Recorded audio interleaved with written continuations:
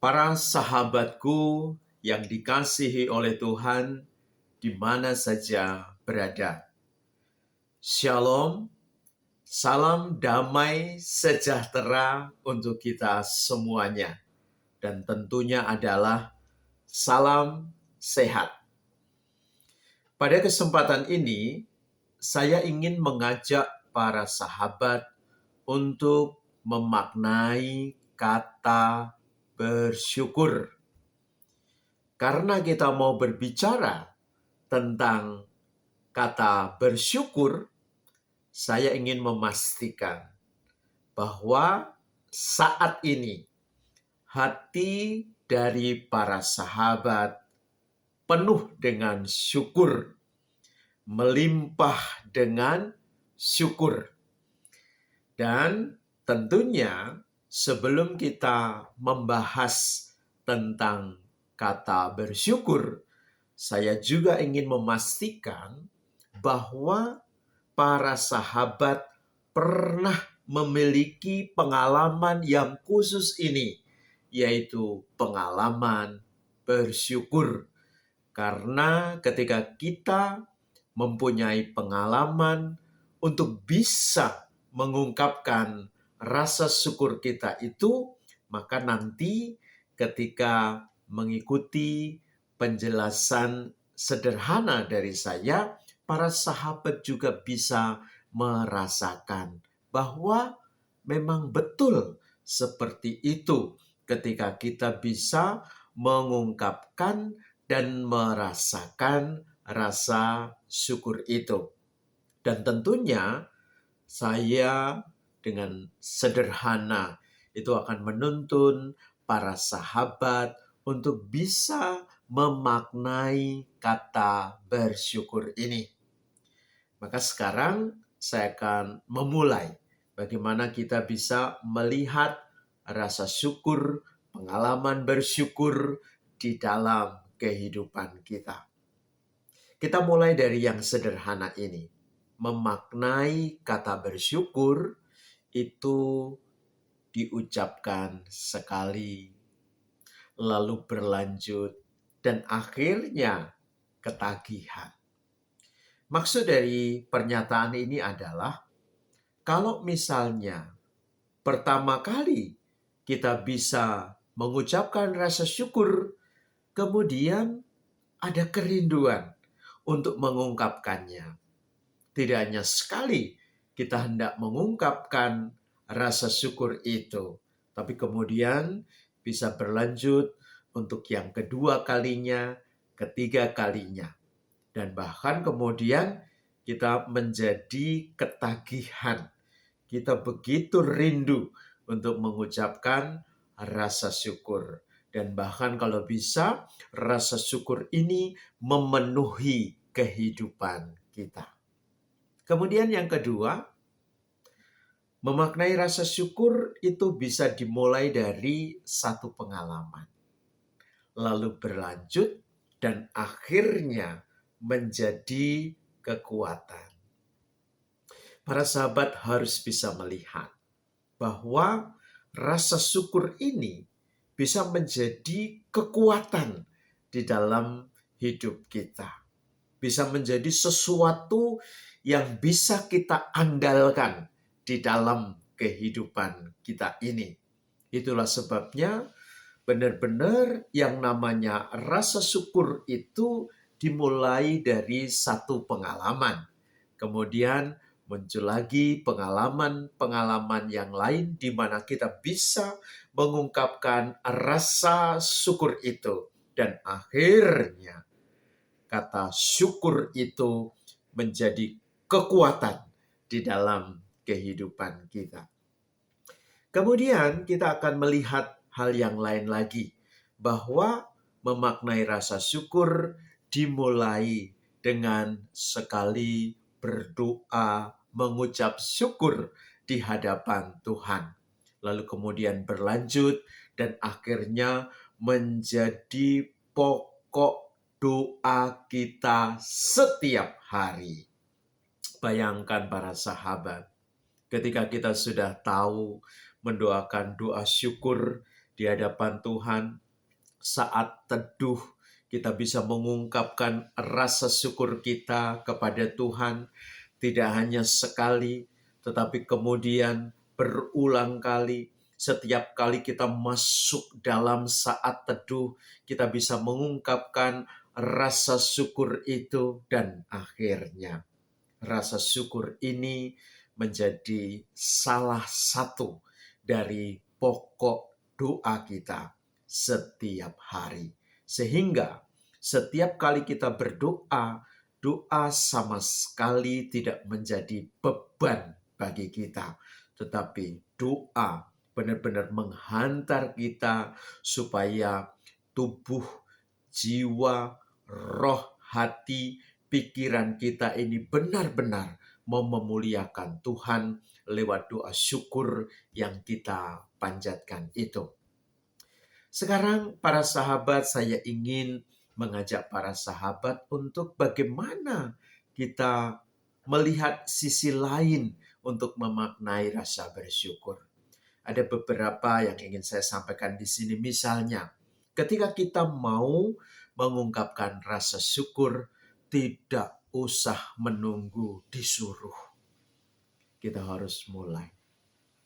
Para sahabat tidak harus menunggu disuruh oleh Mosan, supaya saat ini juga mengungkapkan rasa syukur tidak perlu menunggu. Para sahabat bisa memulainya saat ini juga. Tidak usah menunggu untuk dinasehati. Tidak harus dijelaskan dengan panjang lebar bahwa kamu harus bersyukur, kamu harus melakukan syukur dalam hidupmu. Tidak usah menunggu. Para sahabat bisa memulainya saat ini juga. Tidak usah menunggu sampai kamu ikut rekoleksi, seminar, workshop, webinar, atau retret untuk bisa mengungkapkan rasa syukur itu.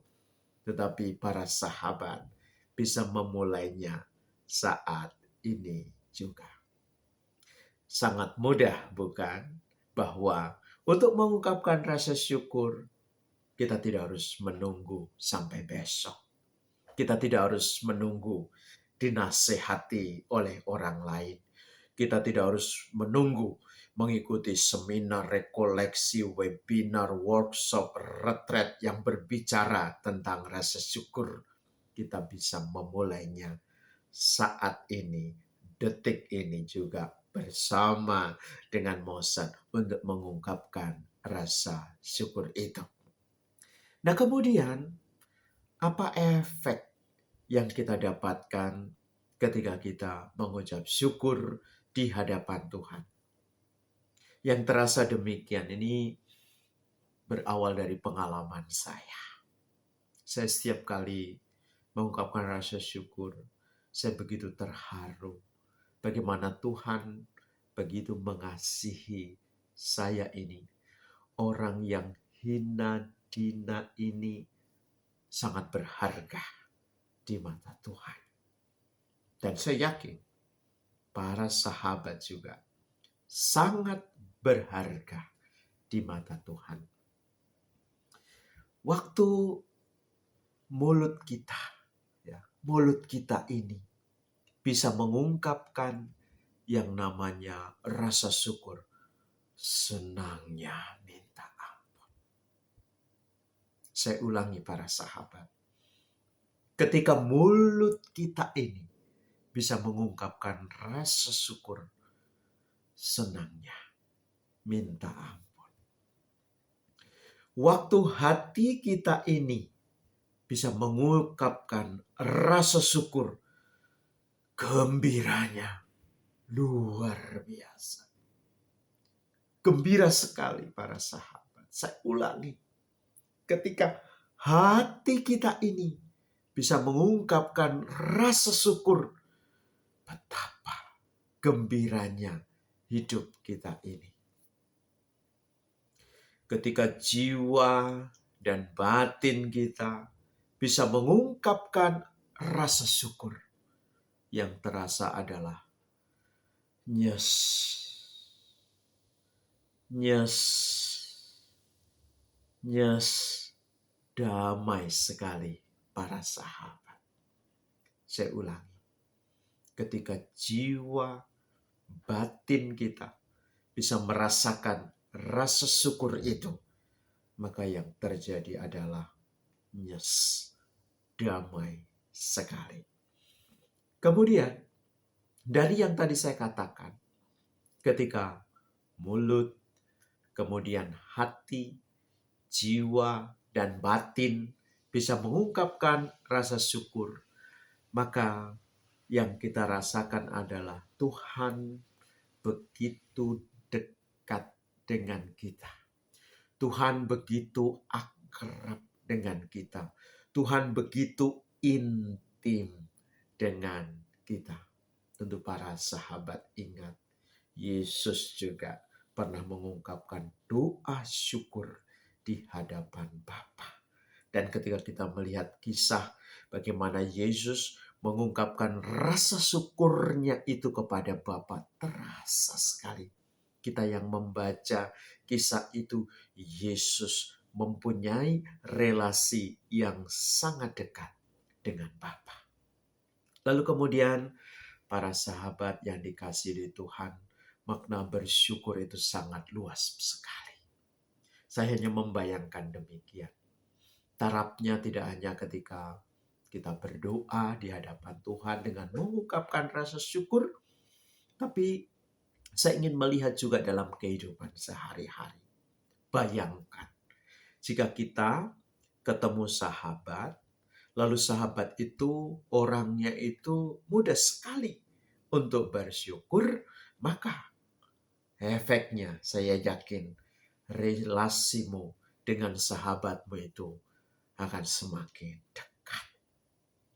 Tidak akan mungkin adanya pertengkaran dan permusuhan.